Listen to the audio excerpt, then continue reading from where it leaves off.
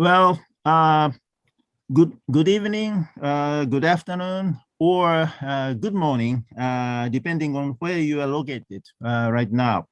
On behalf of the Research Institute for Peace and Security, or RIPS, I'd like to welcome all of you to RIPS International Security Webinar 2022. Thank you very much for gracing this event with your presence out of your very busy schedule in this difficult time. I am more than pleased to see all of you from various parts of the globe. Welcome. Let me say a few words at the outset in advance of the initial presentations by the great speakers. RIPS is Japan's oldest independent think tank dedicated to international and national security studies. It was founded in 1978 by a former president of Japan's National Defense Academy and great political scientist, Dr. Masamichi Inoki. This institute is 43 years old right now. My name is Hideshi Tokuchi. I have been president of this institute since June last year. RIPS has been hosting this international seminar in this season every year since 2016. Until 2020, we held it in person somewhere in Southeast Asia or in Europe, but due to the COVID-19 pandemic, we are doing this event online 2 years in a row. Good thing of an online event is that participants are connected with wherever they are. We can easily notice that we live in a globalized and interconnected world. It means at the same time that what happens in one part of the world will not stay there. East Asia is also concerned about the Ukrainian situation right now. If an armed conflict breaks out over there, it will have a huge global impact. As somebody correctly expressed recently, there can be no longer be just European security. In fact, Russia is an Indo-Pacific power as well. East Asians have a number of reasons they are vigilant against Russia's behaviors. Now, let's focus on East Asia's maritime space for the next 90 minutes. Even while the entire international community is keeping a close eye on the Ukrainian issue, East Asian security environment is deteriorating. North Korea's missile launches in the recent days it's a typical example. East Asia is a large seascape. Japan defines itself as a maritime state in its national security strategy. Peace and stability of the East Asian maritime space is critically important, not only for the Japanese and other regional players, but also for all of us on this planet. Roughly 70% of the surface of the globe is covered by water. Marine experts explain that the relatively free interchange of water and aquatic life among the oceans means that we should think of the seas as a single body of water. The sea is one, as often said. It means that the rule that governs the sea must be also one. Everyone must be under one single rule at sea. The sea is what connects us, maritime transportation, underwater cables, marine environment. There are so many relevant points about the connecting power of the sea. We are facing a number of challenges at sea. We see some challenges in the Black Sea and elsewhere, but typical examples in East Asia are often seen in the South China Sea and in the East China Sea. Japan is an island nation, scarce in natural resources and energy, and dependent much on foreign maritime trade for its survival and prosperity. Importance of maritime security and the rule of law at sea can't be overstated for Japan. Yesterday, we discussed some emerging security frameworks in the Indo-Pacific and also East Asian maritime security in the age of the intensified US-China rivalry in the closed sessions. This region is thriving. Former British Foreign Secretary Philip Hammond said some years ago that we are living in an Asian century. Today, the region is the front line of the US-China rivalry. Japan is a frontline state. How to master the efforts of like-minded countries for the regional maritime order is a critical issue for Japan, the entire region, and also for the world. Here in this webinar, we would like to discuss further several issues pertinent to the regional maritime security. And very fortunately, we have terrific speakers today. As time is very much limited, I can't afford to introducing each of the speakers in detail, but just briefly in alphabetical order, Professor Ken Endo, Graduate School of Public Policy of the University of Hokkaido. Professor Mariko Kawano, School of Law of Waseda University, Japan.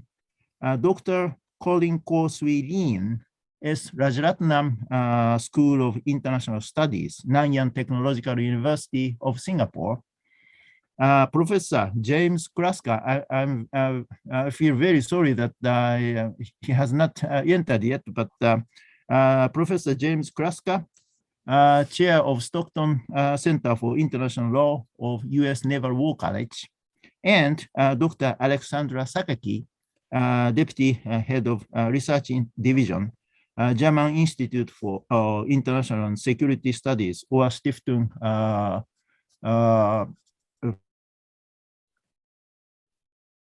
Wissenschaft und Politik, SWP of Germany. Now, without further ado, let us hear the presentations first. Each speaker has around 10 minutes for initial remarks. So if possible, Professor Endo, please. 10 minutes. You have 10 minutes. Okay. Well, thank you, Chairman. I'm quite honored to be invited to this important, timely workshop, and thrilled to be able to share some of the thoughts that have been made over the past several months, and particularly amongst the security policy communities in the audience. Now, everybody talks about the rise of China, right? The growing power of China is indeed quite impressive, military and economy. The share of the Chinese GDP rose to nearly 20% by now, and the prospect of China overtaking the United States is quite real. Now, the military expenditure is now 25 times more than that of the 1990. The number of nuclear warheads is on the rise, and the middle-range missile capabilities have been strengthened to the alarming extent.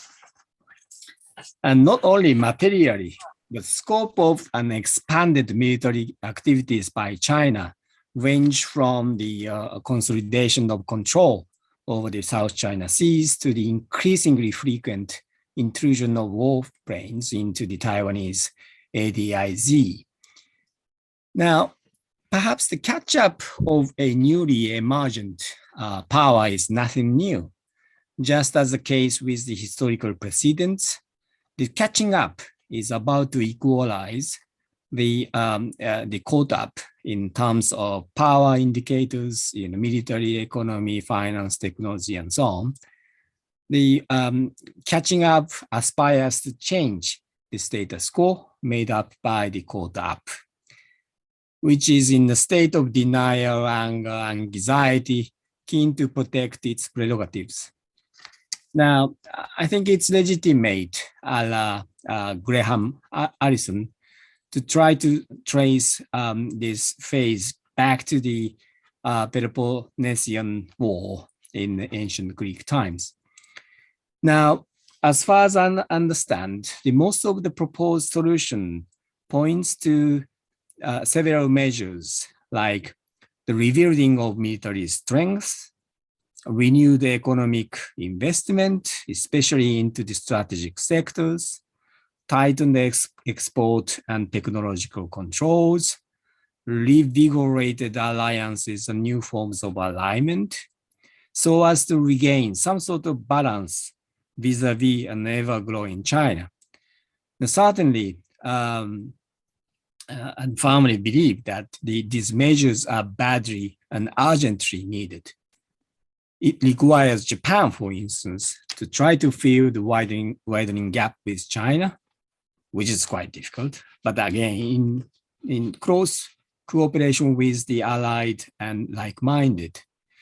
It means a lot, even if we limit ourselves to the military aspects. You know, we've got to increase the budget and personnel, upgrading the self-defense forces, and the planning and exercising on the contingencies, reinforcing the attacking capabilities, and lifting some further constitutional constraints. So putting the first things first, almost everything is in shortage, from money, personnel, ships, missiles, technologies, through strategies, exercises, focuses, to the public awareness and will and guts to meet the challenges. I'd reckon that over the next 10 years or so, perhaps longer, we will be obliged to concentrate our resources on this front. Now, at the same time, I wonder, we cannot go on like this forever, as our resources are limited, and our efforts, if not used wisely, if not made wisely, may turn out to be counterproductive too. So having stressed the need to run counter to China, certainly, militarily, politically, for a decade or so to come, I would like to make 3 points in order to make our efforts wise, trying to combine the variety of policy instruments so as to induce China into the better direction, reducing the risk of war, sustaining a relatively liberal world order for ourselves. Now, related to this first point, on the assumption about the most important ally for us, that is the United States, which is essential in deterring China from changing the status quo unilaterally. Well, although the United States is a superpower still, it's a little shaky these days, to put it mildly.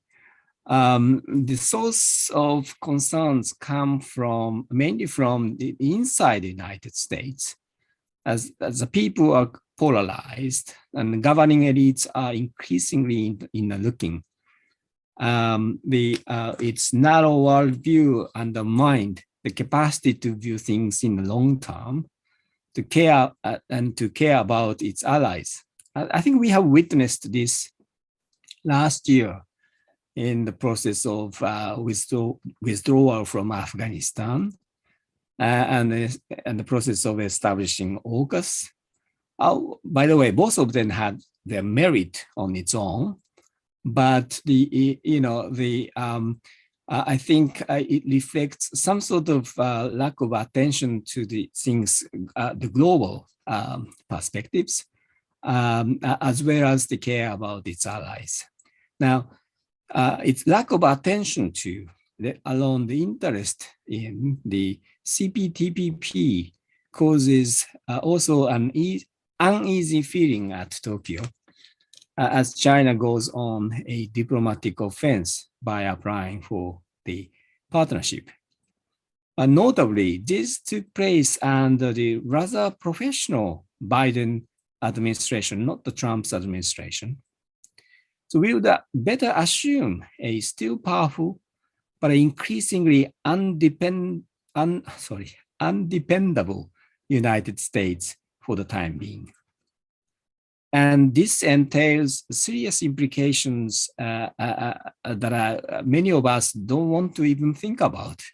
I think particularly worrisome for me is, for instance, the defense of Taiwan, a pivotal island for the Indo-Pacific maritime security. And without the determination and sufficient resources coming from the United States, it would be impossible to stop the long-term ambition of Beijing to unify Taiwan. South Korea, well, here we have to have the combined efforts from all sorts of like-minded nations, but sometimes South Korea is not interested in Taiwan. Australia is a good partner, but a little bit far, and let alone the European countries where the pressing concerns are on the Russian front. Now here, Japan has a vital role to play in keeping the stability in the region. And anyway, with the a little bit shaky United States in mind, we all have to shoulder some of the burdens, not to allow China to change the status quo unilaterally. Now, to do that, well, we need to expand the military capabilities to try to deter China from doing anything really awkward. So we need to pool the material and human resources to check it. But at the same time, in doing so, the endless escalation of arms race may be forthcoming. And indeed, we are entering into another yet the phase of arms race, akin to the interwar or Cold War periods. Well, in my view, we should use our plan of military expansions in order to bring China into some sort of negotiations, arms control, arms reductions in the long run, in a way a little bit similar to the double track decision by the NATO in the late 1970s. That would reduce the long-term risk of security dilemma, possibility of the accidental military clashes, so that as to create a less tense atmosphere for coexistence. Now, third, a little bit apart from the hard security issues and mechanisms, but we could use the economic and trade frameworks and mechanisms to assuage the prospect of the intensification of conflicts and indeed of a war. One of the most recognizable differences between the Cold War and the current phase lies in the depths of economic and financial interdependence. The United States and China never closed the backroom channels in the economic and financial arenas, even at the height of the confrontations. The sanctions the United States poses on China usually stops short of the full-scale punishments. Incidentally, on the new year, this year, the RCEP came into effect with China, Japan, South Korea, and ASEAN nations in, which represents something like 30% of world GDP. And it would be foolish to renounce the economic benefits as well as the potential to maintain less indecent relations with China. And the opportunities opened up by the RCEP and CPTPP go beyond the binary view of whether we should choose US or China. Well, if forced, we will definitely choose one side, but the choice itself may have to be avoided. Now, so far, the United States doesn't openly oppose the RCEP.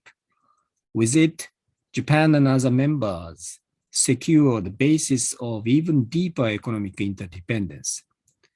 And in this context, we could perhaps use the CPTPP, which is an additional framework of a higher order, into our favor.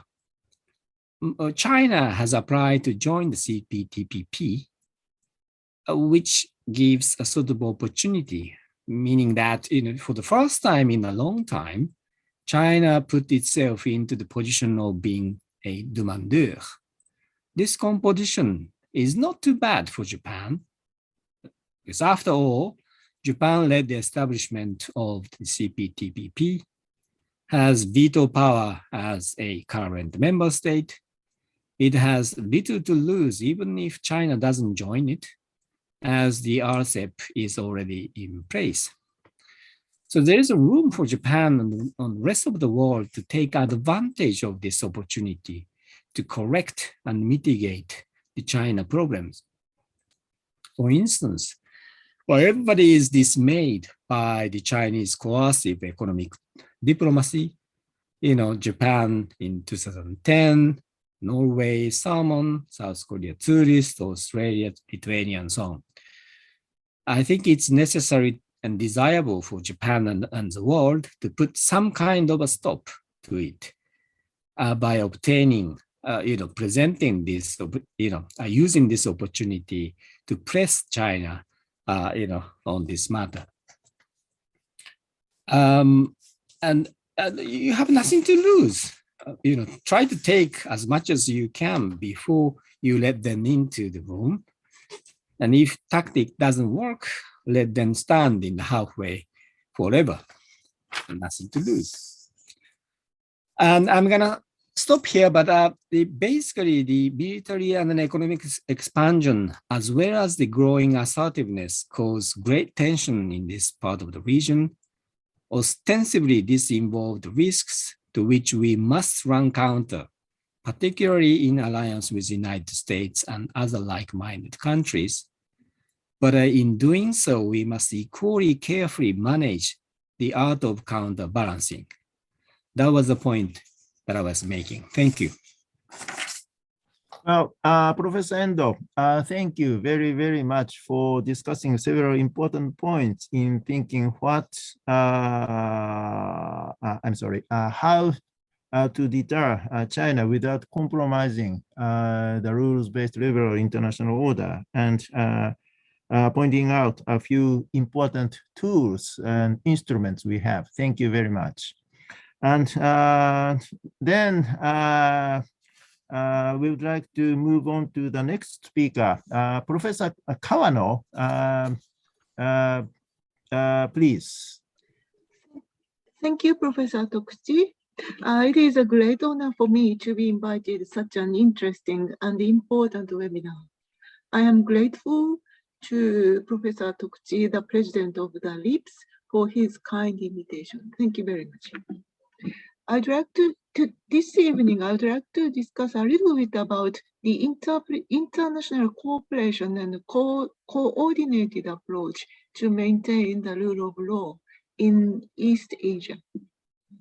Under the current circumstances of the East Asian maritime areas, the response in accordance with international law against excessive maritime claims is particularly important, and international cooperation and coordinated approach for the maintenance of the rule of law at sea is essential.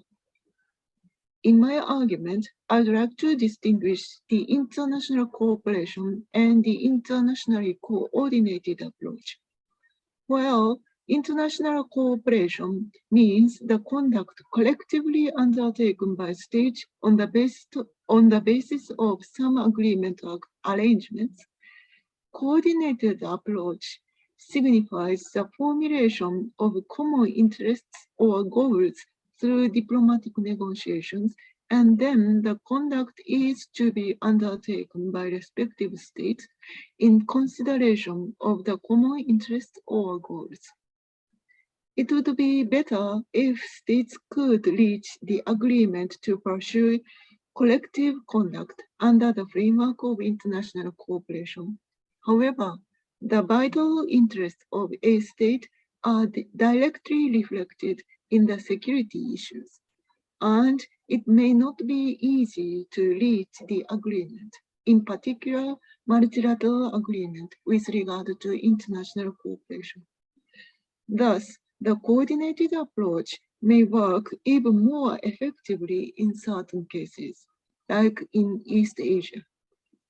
Moreover, the regular negotiations and consultations for a coordinated approach may lead to the mechanism for international cooperation in the long run. In the arguments of the rules of law in the East Asian maritime security, I'd like to note the impact of the arbitral award of 2016 in the South China Sea arbitration first. That arbitral award is rendered in the case between the Philippines and China with regard to the dispute in the South China Sea. But the findings of the arbitral tribunal have allowed the political basis of criticism against unilateral expansion of the maritime entitlements and excessive maritime claims. The decision on the merits of this arbitral award is very important. In its award, the arbitral tribunal found that China's claim to historic rights in the maritime areas were contrary to the relevant provisions of the UNCLOS. It also concluded that some of the maritime features are low tide elevations and that no high tide maritime features examined by the tribunal generates the entitlement to the exclusive economic zone and continental shelf. Moreover, the arbitral tribunal also found that China's conduct constituted the violation of the relevant rules of international law. Although China criticized the proceedings, the arbitral tribunal rendered the award on the merits in accordance with international law under the jurisdictional restrictions of Part 15 of the UNCLOS. Interestingly, the award had no decision on the remedies as consequences of China's violation of relevant international legal rules. This is because the Philippines did not request the tribunal to decide them. Therefore, the principal concern after this award is how to ensure the respect for the findings of the tribunal or the compliance with the legal rules that were found to be violated, rather than the implementation of the remedies. Since the award, despite China's refusal to accept it, the conduct of many states have been based on the findings of that award. For example, the United States of America has justified its conduct of freedom of navigation operations by referring to them since this award. Moreover, Secretary Blinken referred to the importance of the rule-based approach in accordance with the award in his statement in the Security Council in August in 2021. The award was referred to in the arguments in the Commission on the Limits on the of the Continental Shelf, CLCS, in response to the submission by Malaysia of the information on the continental shelf beyond 200 nautical miles. China submitted objections to this submission, and the arguments were based on its own claims for the maritime areas and sovereignty over maritime features, which the arbitral tribunal did not admit. Indonesia, the United States of America, Australia, Malaysia, the United Kingdom, France, Germany, Japan, and New Zealand, as well as the Philippines, criticized China's arguments by referring to the findings of the arbitral award and requested it to comply with the award. The United States of America, the UK, France, Germany, Japan, and New Zealand are neither a party to the South China Sea arbitration nor a disputing state in the South China Sea dispute. As is well known, the basic principle of judicial settlement or arbitration is that the decision of international court or tribunal has no binding force except between the parties and in respect of that particular dispute, as is set out in Article 59 of the Statute of the International Court of Justice or Article 296 of the UNCLOS. In fact, China criticized the argument of those states because of that limited force of arbitral award. The response of those states can be explained from the viewpoint of the historic background of judicial settlement or arbitration, which have developed in combination with the development of international legal rules to prohibit the threat or use of force or to prevent the change of the status quo by unilateral forcible measures. While the direct effect of international court or tribunal is to settle the specific dispute referred to it, there are other indirect effects I should mention. International courts and tribunals are expected to play roles to confirm the legality of the rules that are found to be violated and to ensure the re-compliance with those legal rules. Through these roles, they may contribute to the prevention of disputes and maintenance of the rule of law in the international community. With regard to these indirect effects of international courts and tribunals, every state in the international community may have the interest in ensuring the effective compliance with the judgment or award of international court and tribunals. The response of international organizations and states other than the disputing state is important in the international community that lacks the mechanism for the enforcement of the judgment and award of international courts and tribunals. In this context, it is necessary to note the process of the settlement of disputes after the judgment in the case of the International Court of Justice. Of course, it would be ideal if the disputing states accept the ICJ's judgment. However, in many cases, the judgment did not directly bring the final settlement of the dispute as such. In many cases, in fact, the dispute was settled by the post-judgment negotiations on the basis of the findings of the judgment. Moreover, the United Nations, regional organizations, or third states often assisted the disputing states in the post-judgment process.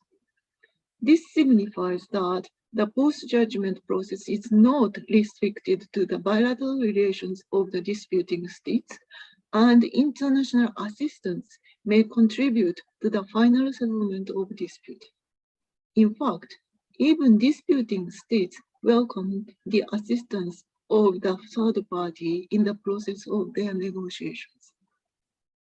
the assistance of international organizations or third states in the post-judgment process may also be effective in the settlement of maritime dispute. As Professor Tokchi stated in today's opening remarks, every maritime area constitutes a part of ocean unity, and the issues relating to the safety and security in each regional maritime areas are mutually related and dependent. Thus, the state parties to the UNCLOS may have the interest in the implementation of the decision of International Court or Tribunal in accordance with Part 15.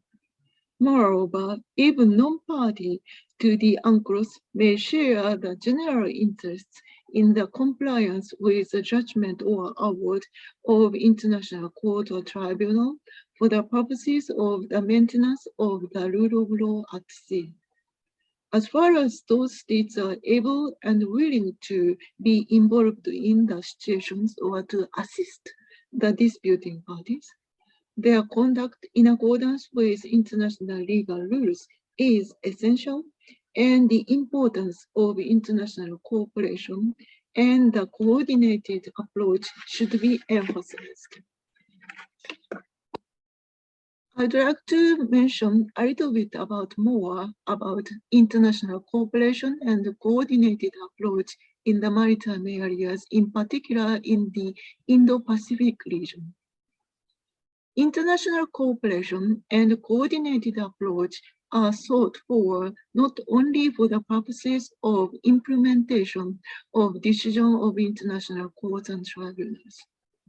They are to be considered for more practical purposes as well. The recent focus on the Indo-Pacific region by several states is worthwhile taken up. The Indo-Pacific region has recently attracted particular attention of various states, as we discussed yesterday. Japan proposed the free and open Indo-Pacific strategy for the first time in 2016 and has taken the measures to enhance cooperation in that region, including maritime issues. The United States of America has conducted the Freedom of Navigation operation since 27 October 2015. In addition to measures taken respectively by each state, recent effort to establish a regional or multilateral mechanism for substantive matters should be noted as well. Australia has conducted its own airborne surveillance operation in the South China Sea and Indian Ocean since 1980. Australia, the UK, and the USA has formulated AUKUS in this region, and its strategic importance was taken up in the session yesterday.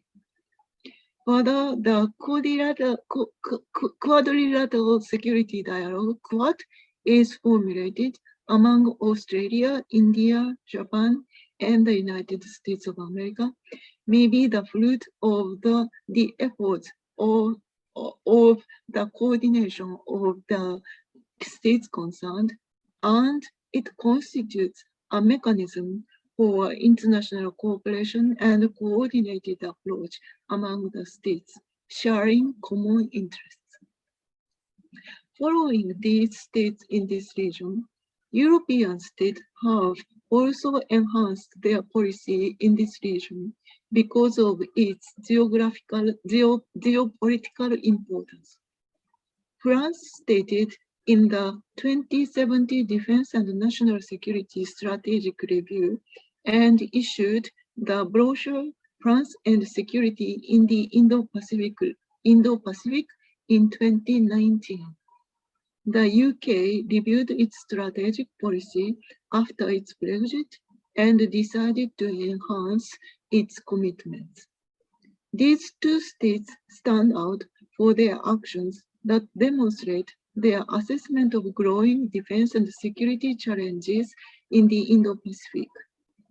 Following these states, Germany and the Netherlands under the framework of the European Union, confirmed the geopolitical importance of this region and have stated their involvement or engagement.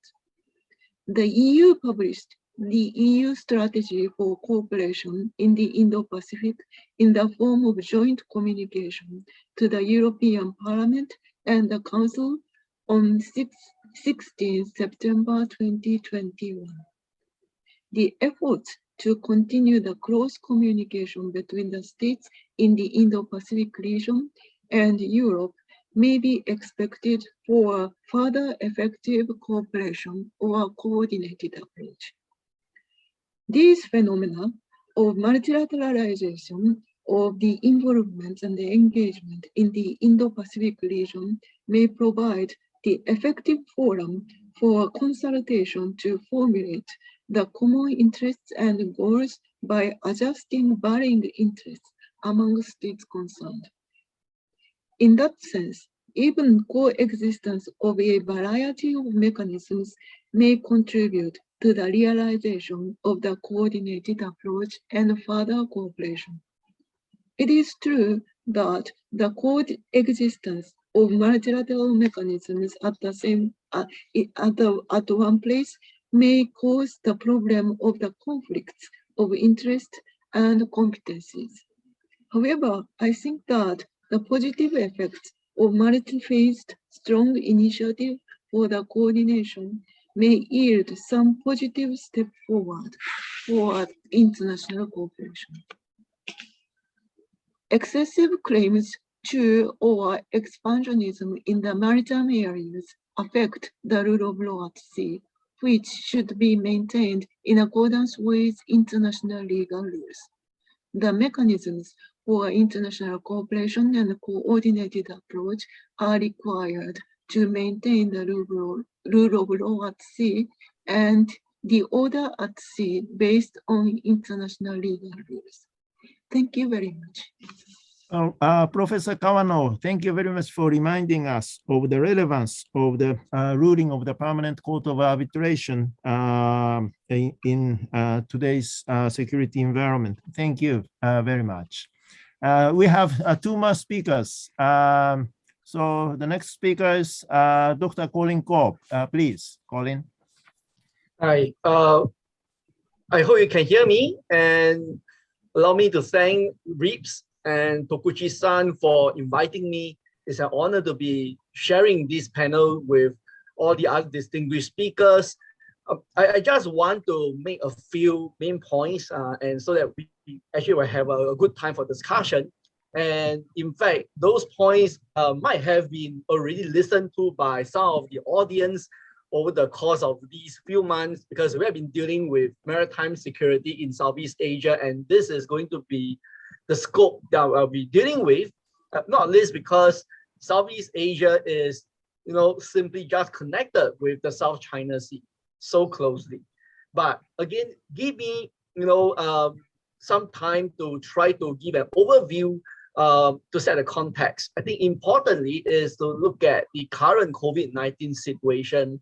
And in Southeast Asia so far, there has been some inroads into economic recovery, but of course, the current Omicron-driven pandemic wave means that there will be some uncertainty going forward. And this COVID-19 situation is important because simply it has, grave economic and security implications on how Southeast Asian parties concerned deal with the South China Sea situation.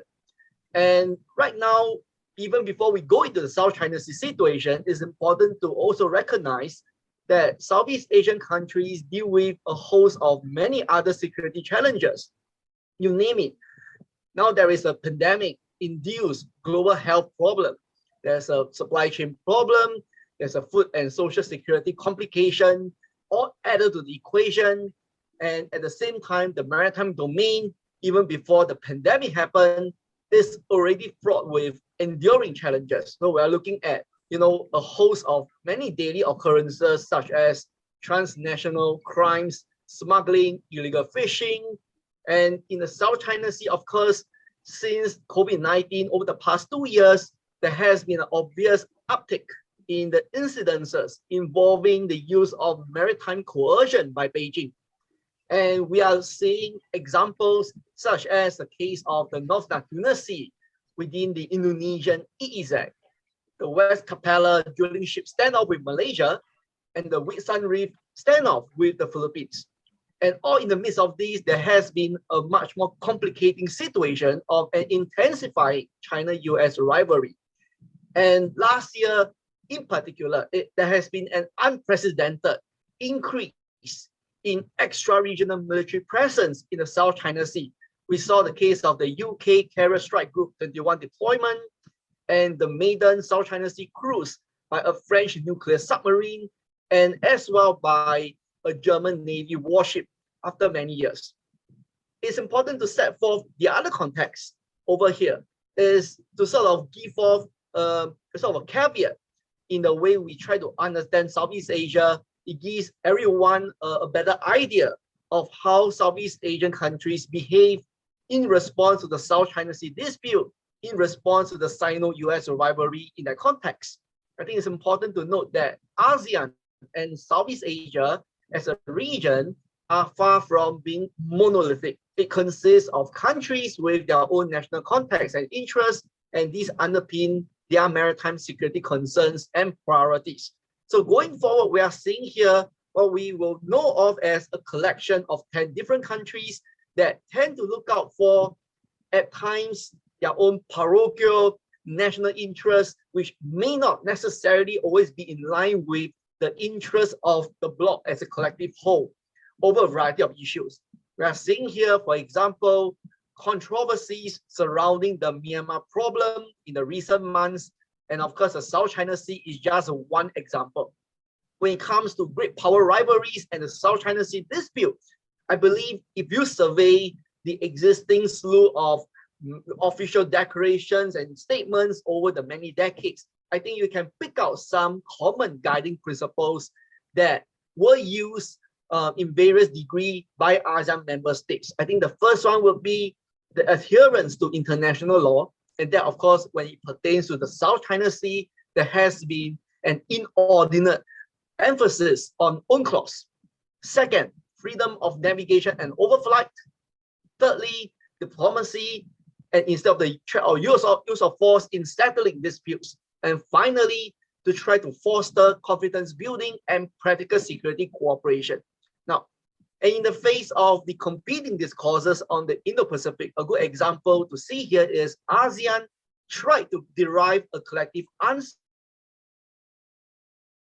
And in this case, the ASEAN outlook on the Indo-Pacific that was promulgated in 2019. But if you put that all aside, basically, even for the South China Sea, even when it comes to dealing with the various great powers in the region, each ASEAN member state basically pursues its policies or the lack thereof that is in line with its national interests. So while most people may tend to bifurcate ASEAN countries and their South China Sea interests within so-called neat geographically delineated camps such as mainland versus maritime Southeast Asia, I think it will be more apt to categorize all the 10 members into claimants and non-claimants. As far as non-claimants are concerned, we're looking at so-called interest and ambivalent subcategories. Now, I don't want to deal so much with the claimants per se for now, but I thought it was interesting to look at the subcategories of non-claimant states within Southeast Asia in the South China Sea. Indonesia is a non-claimant. It has a South China Sea facing seaboard, and it is embroiled in its incidents with China. Singapore is another non-claimant, but it has an abiding interest in the South China Sea. Cambodia, Laos, and Thailand are what we will tend to call largely ambivalent about the South China Sea. They tend to prioritize their economically beneficial relationship with China than on the South China Sea, unless the issue falls right into their laps when they take over the ASEAN chairmanship. And the same applies to Myanmar, with the added factor that this country has no Western Pacific seaboard. It only has an Indian Ocean seaboard in the Andaman Sea to begin with. So it is so geographically detached from the South China Sea to even have much concern about what's going on, again, except during when it is helming ASEAN. So after the coup last year, I think Myanmar is even more aligned to Beijing than before, and thereby it also will mean that the South China Sea is becoming even more distant when it comes to its national interest. Now, the other thing I want to highlight here is the South China Sea is probably one of the many maritime problems for Southeast Asia. I mean, the mainstream media tends to highlight how crucial, how high profile the South China Sea is to Southeast Asia. But while it is important, it is not the only most important concern in the region. I think it's important to highlight here that the ASEAN countries regard the South China Sea as important given the international sea lines of communications that fly through the area when it comes to resource like fisheries, when it comes to hydrocarbon, but these altogether do not necessarily constitute a real existential security concern. Now, when it comes to more daily occurrences that I mentioned earlier, such as transnational crimes, smuggling, and other unconventional security challenges, we are talking about, say, transnational terrorism, for instance. These seem to be much more important for ASEAN countries on the day-to-day basis. But be that as it may, it's important to note that on the one hand, they deal with these daily maritime security occurrences, but the concerned parties in the South China Sea do still keep an eye on the South China Sea. But the COVID-19 only means that they had to deal with so many of these issues altogether. At the same time, there is a long-standing shortfall in the maritime security capacity. Now, I think it's important to also highlight here, and which is what I feel a type of myth that was perpetuated in the mainstream media that seems to portray Southeast Asian countries, especially the claimants in the South China Sea, being submissive, being a pushover compared to China. But that is what I would see as far from being the real truth. I mean, while you may actually focus on Vietnam being the most vocal in resisting the Chinese claims and expansionism in the South China Sea, very little has been paid to the other parties. And it's important to know that they do actually try to mute down on the public rhetoric over the dispute because they do not want to inflame the problem. They do not want to rock the boat with China, given the immense economic stakes involved. And at the same time, in general, they try to deal with China in a more productive manner. And there has always been a long-standing economically buoyant relationship that they could benefit from, not least with the current COVID-19 situation. All the more, having this economic relationship with China becomes more and more important because they are seen as crucial for economic recovery and future growth. But that said, I will highlight here three behaviors that Southeast Asian parties in the South China Sea engage in, which thereby prove that they are not necessarily pushovers compared to China. The first is a spate of note verbals submitted to the UN by Indonesia, Malaysia, the Philippines, and Vietnam in 2020, which stress the rule of law, UNCLOS, in response to what China is doing in the South China Sea. 2020 was the very year where there was an uptick in this maritime coercion by China. And the second is self-help nationally, right? Southeast Asian countries do actually prioritize this particular aspect, self-help as far as possible, but there's always been a perennial capacity shortfall. The maritime forces of Indonesia, Malaysia, the Philippines, and Vietnam, they will try to maintain what I would tend to call a standing counter presence against China's much more what we call quasi-permanent stationing of assets in those South China Sea areas of interest, right? But this asymmetry in force capacity looks set to be enduring, but at the same time, they are not appearing to be willing to concede the ground to Beijing's effective administration and control of the disputed waters. And for the example of the Philippines, after the Wheatstone Reef standoff, for the Filipino maritime forces, they carry out their duties stoically, despite the odds stacked against them.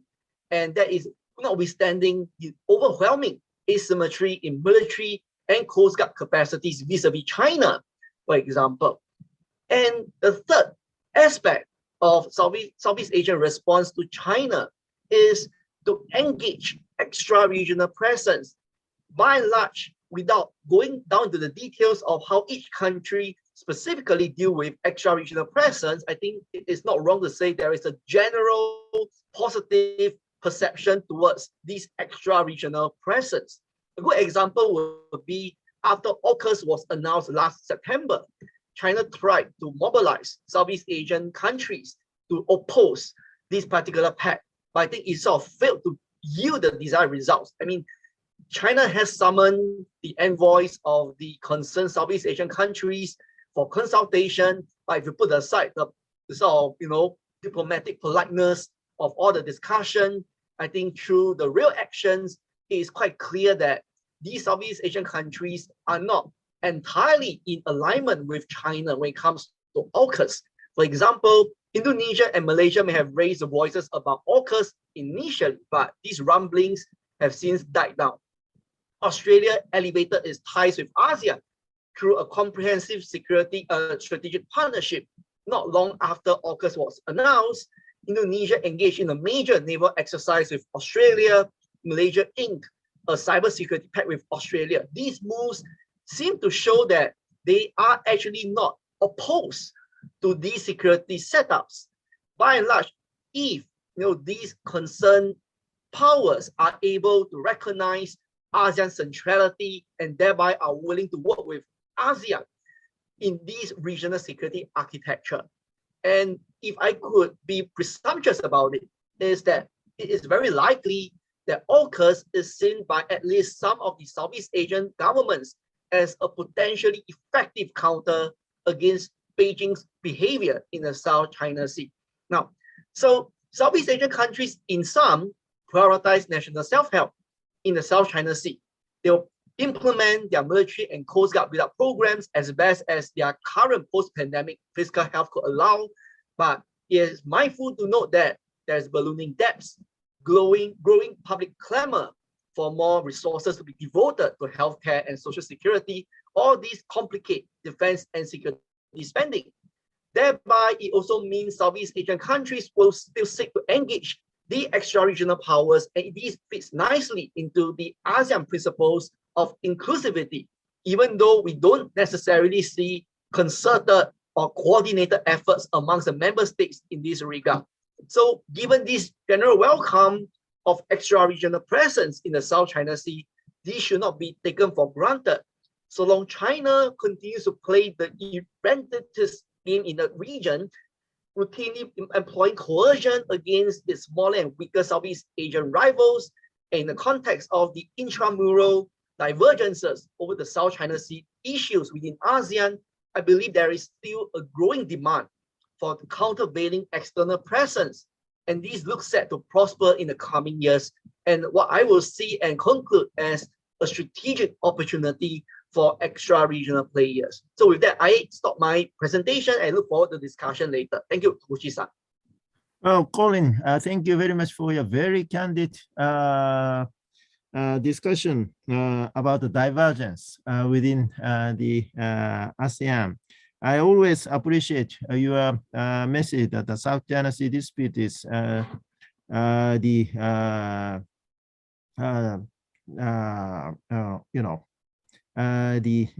the only concern in terms of maritime security in Southeast Asia. So we have to broaden our perspective when we try to enhance our maritime security cooperation with Southeast Asia. Thank you very much.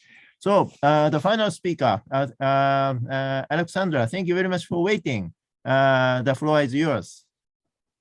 Thank you very much. Thank you, Tokuchi-san, for organizing this important event on maritime security challenges, which is really a topic of fundamental importance to the international order and to stability. I would like to focus in my talk on Europe's growing engagement in the maritime security field in East Asia, and especially Germany's role coming from the Berlin perspective here.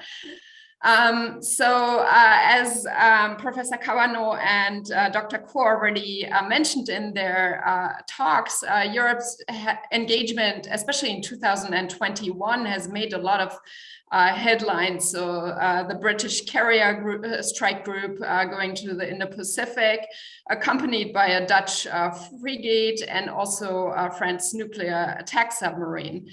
Now, by comparison, Germany's engagement was in a way more circumscribed.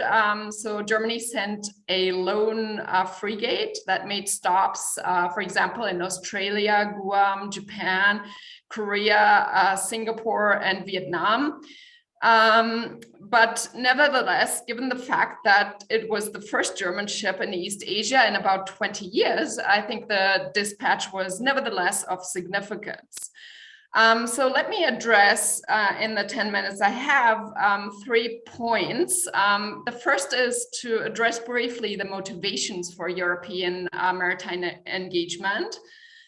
Secondly, I will discuss Germany's deployment of the frigate and the discussions around it.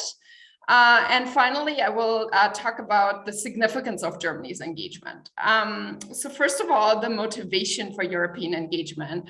I think it's clear that in Europe in the past 3 to 4 years, we've really seen a waking up about the importance of East Asia, or in the Indo-Pacific region, if you will, and also the fundamental challenges that especially Chinese assertiveness poses to the region and beyond, and also the challenge of rivalry between the US and China.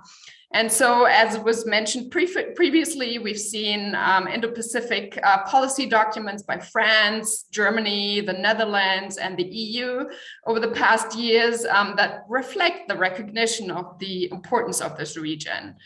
And in particular, if you look at the German policy guidelines, they very clearly state that the Indo-Pacific is the decisive region, and I quote here, where the shape of tomorrow's international order will be decided.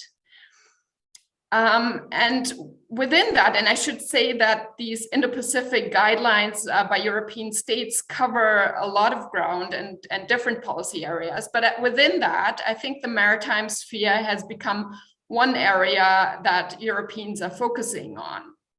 And overall, I think in terms of maritime affairs, you can see kind of a shift of focus somewhat eastward from an initial focus on the Indian Ocean with the Operation Atalanta, more towards East Asia and the recent deployments by Europeans.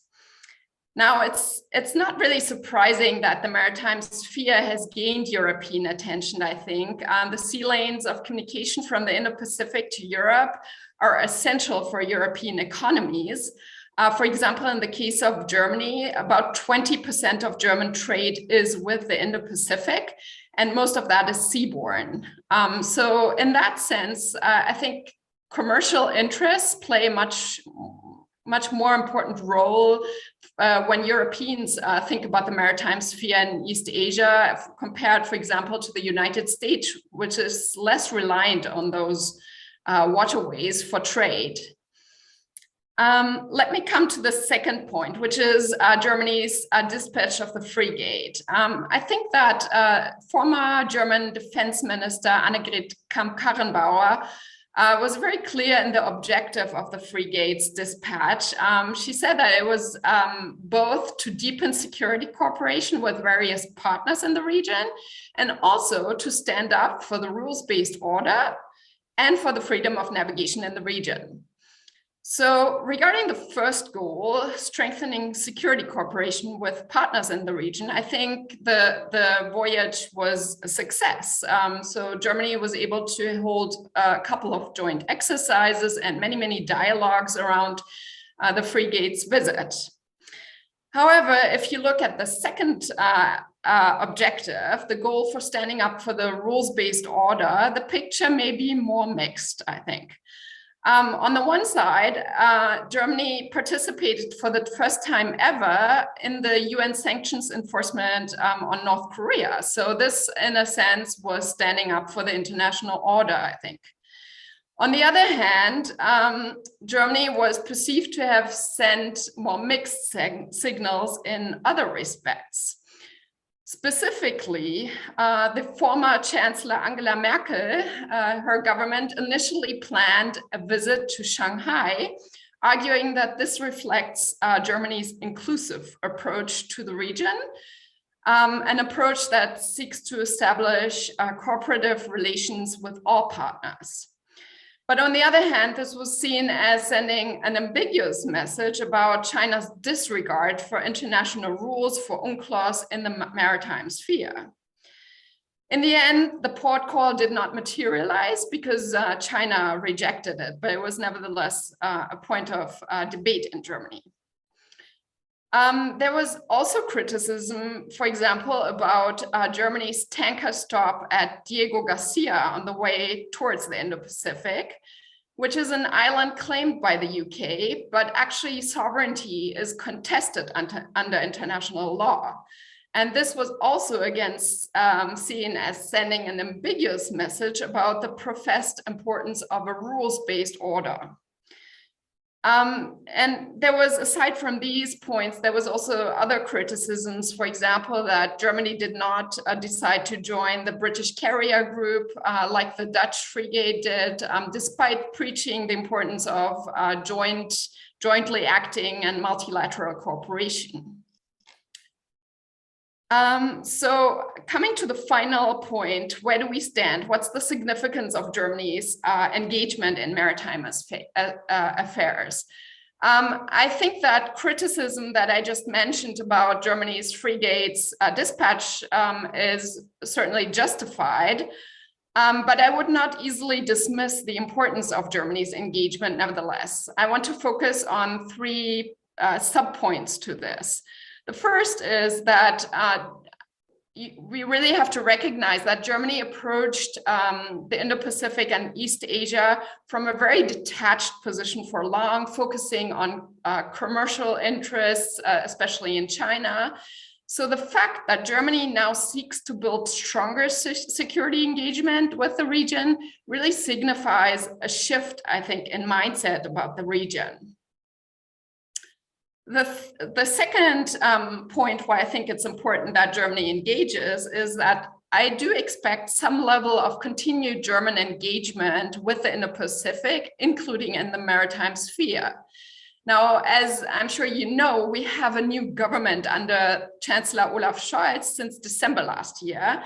And the coalition agreement of that government clearly states that it wants to build on the previous government's Indo-Pacific engagement policy. Now, I'm not quite sure whether it's going to mean additional ships to the region, as the former chief of the German Navy, Schönbach, proposed. But while that is still open, I think there's also other steps that the Scholz government can build on in the maritime area. So Germany in the past 1 to 2 years took a couple of steps. For example, Germany has sent for the first time ever a liaison officer to the Information Fusion Center of the Singapore Navy and also to the Enforcement Coordination Cell in Yokosuka. Germany is also building a program for the Philippine Coast Guard to equip and train them in reconnaissance activities. And Germany also joined the RECAP agreement that focuses on combating piracy and armed robbery. So these are all small steps, but I think all of them will help to heighten Germany's awareness of maritime affairs in the region. Finally, the last sub-point that I want to make is that I think it's, aside from naval capabilities that Germany may be lacking to make a serious engagement in the Indo-Pacific, Germany can play a role in international messaging when it comes to the rules-based order. So thinking back in September 2020, Germany, along with France and the UK, issued a note verbal to the UN criticizing China's maritime claims in the South China Sea. And also part of the G7, Germany has clearly criticized China's unilateral attempts to change the status quo in the East and South China Seas. So I think these are all important steps that can signal Western unity in opposing Chinese activities. And in that sense, Germany can play a role. And in that sense, I do think that German naval cooperation with the region and more broadly security cooperation with the region does play an important role. And I'll stop here and look forward to the discussion. Thank you. Well, Alexandra, thank you very much for your deep analysis about the challenges and future courses of German increasing engagement with the, East Asia. Thank you very much. Well, thank you very much for the very insightful presentations to all the four speakers. Japanese views, German view, and Singaporean view. Thank you. Thank you very much. As time is very much limited, so I would like to move on to the next session because Q&A session, but using the privilege of the moderator, I'd like to ask a few questions to the presenters. But again, in the interest of time, I have only two questions, one for Professor Kawano and the other is for Alexandra. Dr. Colin Cole mentioned diverse aspects of maritime security. And as he said correctly, the South China Sea issue is not only about a territorial dispute. My question is related to this, Professor Kawano. The ruling of the Permanent Court of Arbitration of July 2016 tells us a very important thing. The tribunal considered the effect on the marine environment of China's large-scale land reclamation and construction of artificial islands. And the tribunal found that China had caused severe harm to the coral reef environment and violated its obligation to protect fragile ecosystems over there. And also found that the Chinese authorities had not fulfilled their obligation to stop Chinese fishermen harvesting endangered species. Usually we tend to focus on the territorial dispute and do not highlight the environmental issues, but I'd like to invite the views of Professor Kano on this point first. And my question for Alexandra is as follows.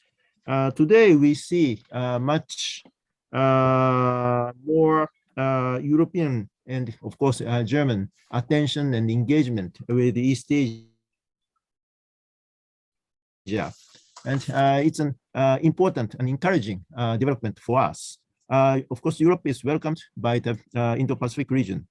And I'm just curious to know if the current crisis over Ukraine will affect enduring European engagement with East Asia. Of course, Russia is an East Asian power as well, but Russia has been posing an imminent threat to its neighbors in its western flank. So could you, Alexandra, make some comments on this point, please? So Professor Kawano, please. Thank you very much for your very important question. I think people tend, as you said, people tend to focus on the issues relating to territorial disputes or maritime dispute and maritime entitlements rendered in this arbitral award. But at the same time, from the viewpoint of the protection and preservation of the marine environment, the arbitral award have very important part on this point, as you said. And in accordance with the interpretation of this arbitral award with regard to the various provisions in Part 12, Part 12 is the protection and preservation of the marine environment. And basically, the arbitral tribunal found that China's activities are contrary to the obligations under this part. And unfortunately, as I pointed out in my presentation, there is no remedies decided by the arbitral tribunal in this case, but at the same time, the arbitral tribunal confirmed the illegality of the conduct of China, I mean the government as such, and the activities of fishing vessels of China.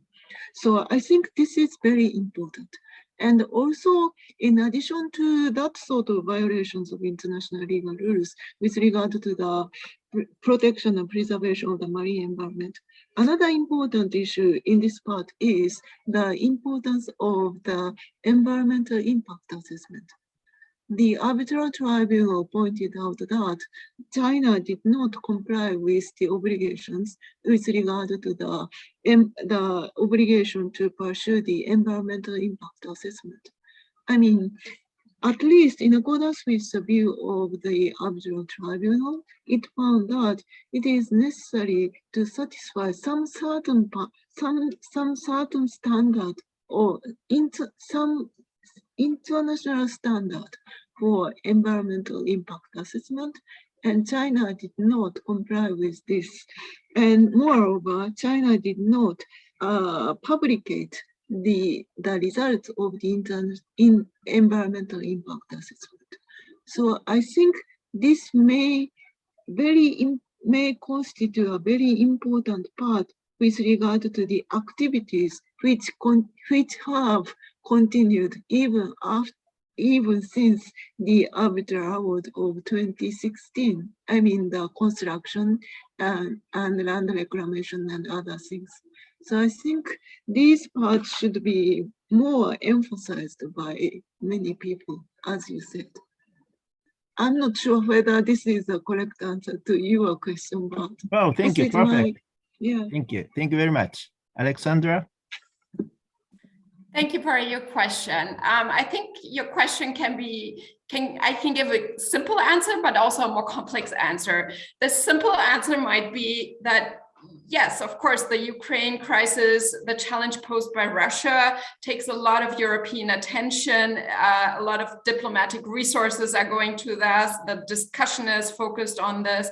And also in military terms, it's I think it makes again clear that Europeans will have to devote quite a lot of military resources also to the European theater and engaging with that. And in fact, what we see here in Berlin, I think, is that actually the US also has the expectation towards Germany, and I think probably also other Europeans, to take care of more of the European sphere, to free up resources for the US to take part more in the Indo-Pacific.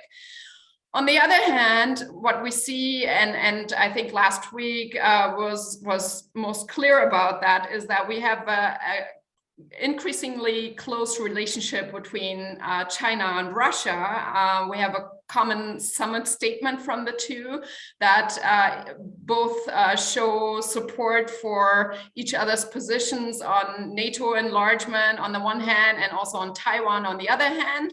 So this is something that I think both Europe and Asian partners and the US all have to focus on, and this provides ground for a common discussion on the challenges posed by both sides.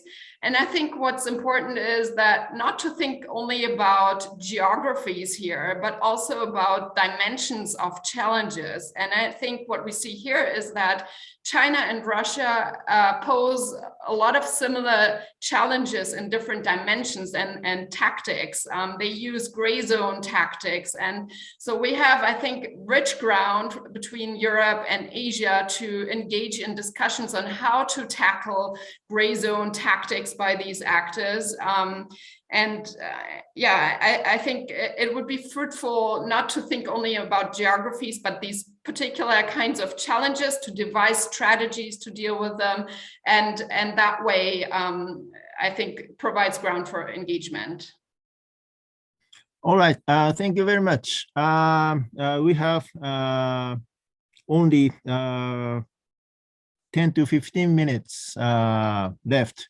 I'm very sorry for my poor management of the time, but already we have several questions from the participants. So, of course, you can, you can see all the questions in the Q&A box, but I'd like to read all three for you. First question from Lin Ha of International Christian University. She is doing research on Japan's approach to the South China Sea dispute via strategic partnerships with Southeast Asian countries. So she would like to hear your views about the approach and limitation of this approach, and to what extent will the development of such partnership help Japan address its concern over the sea lines of communication in the South China Sea. The next question, actually two questions from Dr. Jagannath Panda of India. The first question to Alexandra: what's Germany's position on the East China Sea dispute? Senkaku Island issue. How far it complements or differs from the broader EU's viewpoint? And the next question from Jagannath is to Dr. Colin Ko. How far the Taiwan issue is a maritime security issue for ASEAN? And there's another question from Mr. Tonfi Kim of Belgium, if I remember correctly. Let's see.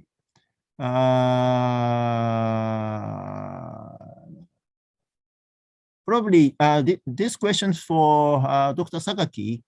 To what extent does it matter to East Asian maritime security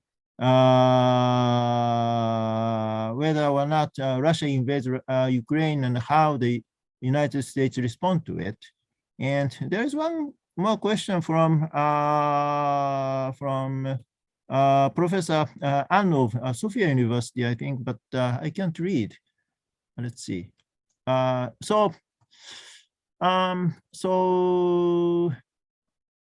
Okay, could anyone answer these questions?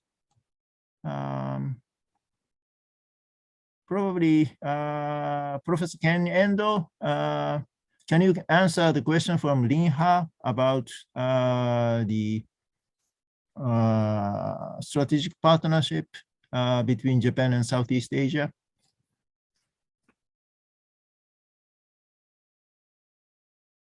Oh, so sorry, I have missed the. Is it from Lin Ha? Yes, it's in the Q&A box. Is it for me? So can I do it a little bit later, because I have okay. So let's see. Okay, Colin or Alexandra. Okay, I can try to go first. Okay. So regarding the question of Germany's stance on the East China dispute, I think Germany, like probably most others, does not take a stance on the dispute on sovereignty of the islands. So in that sense, it's not taking a particular stance on who's right in this dispute, but it has, like I said, challenged kind of the activities in the waters that threaten security, and so you have the G7 statement, for example, that clearly state that this is a threat to stability in the East China Sea. And interestingly, perhaps also, while not taking a stance on this, Germany did participate in one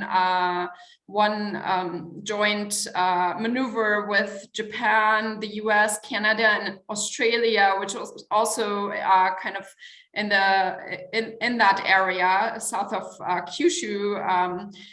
during the frigate's dispatch. So it did do a joint exercise, which signals, that Germany does recognize the importance of those waters and the stability around that area, I guess.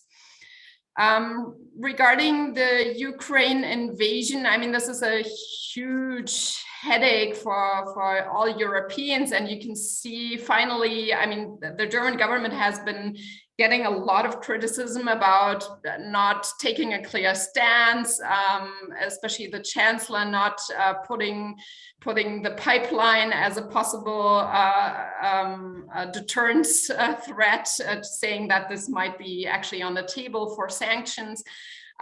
So finally, now we can see that Scholz and our foreign minister is also springing into action or diplomatically trying to support the Ukraine and also having closer discussions with the US. So in that sense, you can see that Europeans are very concerned. And of course, France is also becoming more active. So clearly the mode is towards trying to find a diplomatic solution. If there's a military conflict, I mean, this is going to be this could shift a lot of attention. I think there will be a lot of pressure on Europeans to take a more of a role in this kind of conflict. On the other hand, Europeans have not been spending enough on the military sector, so capabilities are limited. So there's certainly a need for the US to engage, and that's probably also a headache, huge headache for the US. On the other hand, what we can see in the discussions, in the political discussions, I think is clearly a move towards, again, to assert the importance of more strategic autonomy for Europe. So I think, at least for Germany, I can say that I think that has again crystallized the importance of thinking about European autonomy more strategically, to invest in strategically important things like the military. So I think this is where the debate is going. Perhaps I stop here in the interest of time. Okay, thank you very much. Oh, Colin, you have one more question from Ms. Nana Bardov of Luxembourg. Is Japan's capacity building assistance to Southeast Asia providing some reassurance to the recipient states, or not enough at all? Go ahead, Colin. Yeah, thank you, Tokuchi-san. Just now, I took the liberty to answer the second question by typing my answer so that we can maximize the time. So I will address Dr. Panda's question on Taiwan. Besides the concern whether the Taiwan Strait conflict may turn hot, which thereby will impact the broader regional security, and of course, it will impact the access to sea lines of communication and may even spill over into the South China Sea. Because if you have to note is that Taiwan has, considerable holdings in the South China Sea, not to mention that the only largest naturally formed terrestrial feature in the South China Sea, namely the Ituaba Island, is occupied by Taiwan, right? So certainly there is the sort of potential concern about the spillover into the South China Sea. But if you isolate the Taiwan Strait crisis and tensions, then in the South China Sea, Taiwan basically doesn't really constitute sort of a problem compared to what China is doing, for one reason, largely because China's build-up in the area exceeds or surpass or overshadow what Taiwan is doing.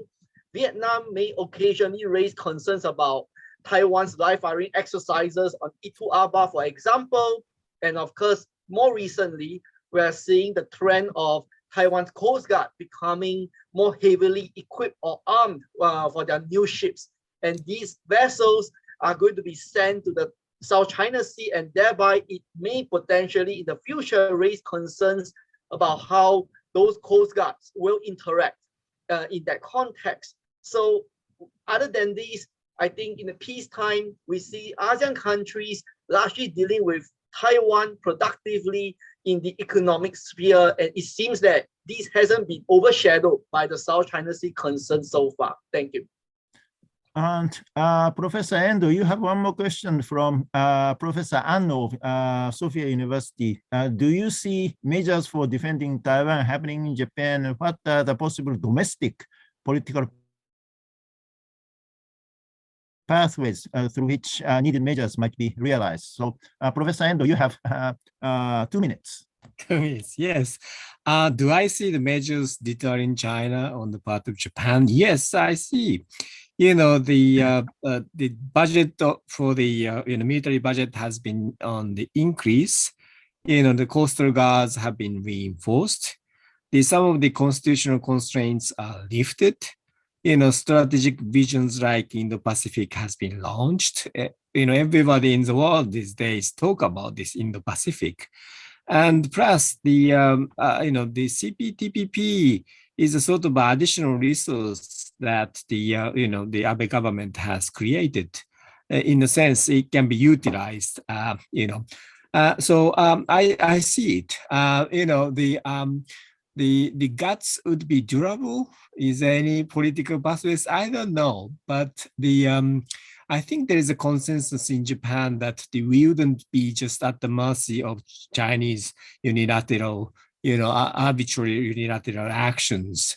You know, the problem is that the, you know, the national strength, the, you know, puissance, the power is in decline. So, you know, we have only a limited resources. But I think the, well, given that situation, I think Japan has done some part, which is certainly not enough, far from enough. But the point I was making today was to look beyond that phase. Now, to Dr. Linha, you're asking about the strategic partnership with Southeast Asian countries. Is it vital or not? Oh, certainly it's vital. You know, we see that, you know, so vital that we are sometimes frustrated, you know, and the support of the Southeastern Asian countries are so vital for everything that we stand for, you know, rule of law, you know, freedom of navigation, and so on. It's so indispensable that we support those countries politically and economically, and, you know, provide some, you know, capacity building, you know, measures and so on. So, you know, this is really a sort of central for the entire regional strategy. That's my view. Is it fine? 2 minutes? Thank you. Thank you very much. Well, I'm very, very sorry to say that we are running out of time. I believe that you have more questions and comments, but I have to close this webinar. I'm very, very sorry that I couldn't give any time to Admiral Koda and Dr. Shafia Muhibat and Dr. Alessio Patalano time for discussion. Very sorry about that. And it is not easy to wrap up this meeting in 1 hour, but I hope that we fully share the recognition that the wider international partnerships among regional and extra-regional powers is important, necessary, and possible in order to enhance rules-based international order at sea in East Asia. And on behalf of the Research Institute for Peace and Security, I'd like to express my sincere gratitude to all of you, panelists, guests, for joining us yesterday and today. Thank you very, very much. I look forward to seeing you again, and we'll be in touch. Stay well and healthy. Thank you very much, and good night. Thank you. Thank you very much.